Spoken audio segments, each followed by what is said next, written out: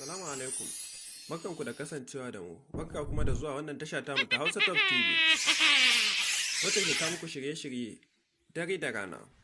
Amma mai sauraro kakka manta ka danna mana alamar subscribe da kuma makaɗin sanarwa domin da zarar ka danna alamar subscribe zaka ga alamar makaɗin sanarwa ta fito sai ka danna mana. Ta haka ne za mu samu ƙwarin gwiwar kawo muku labarai na duniya baki ɗaya. Mun gode masu sauraro. Allah ya sake sada mu da ku. Salamu alaikum.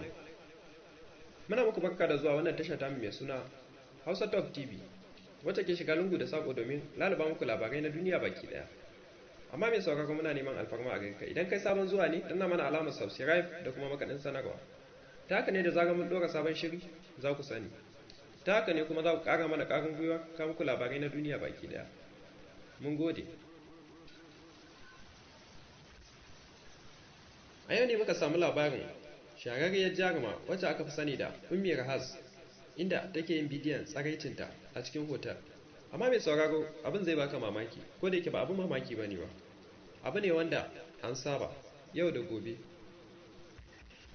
Yau da kaji an ce yar Kannywood kaza ta yi kaza, sai dai kaji an ce yar Kannywood ta saki bidiyo kaza, yau yar Kannywood ta yi kaza, so kuma a haka ake magana suna ba iyalanmu tarbiyya. Mai sauraro sai dai ka kiyaye 'ya'yanka da kuma kallon fina-finai irin wa'annan abubuwa wanda zai lalata ma tarbiyyar 'ya'yanka. A zahirin gaskiya abin nan babu daɗin ji kuma babu daɗin sauraro ma, kuma bidiyo ne wanda abin ka Allah ya sawaka, Allah ya gyara mana a ce 'ya'yan Hausawa suna irin wannan abu. Bidiyo ne aka sake shi inda take yin hoton tsaraicinta ita da saurayinta. Amma abin zai baka mamaki mai sauraro, babu faifan bidiyon nan a cikin wannan bidiyon, sai dai idan kana da bukatar wannan bidiyo ka ajiye mana lambar kai mana comment da ita sai kai mana liking, alama ka sa mana lambar ka kenan, to za mu dauke ka sai mu saka a group ɗinmu na mata zalla.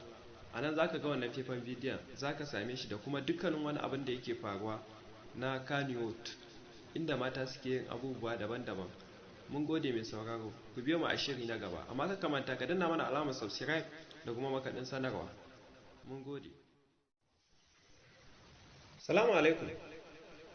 Muna muku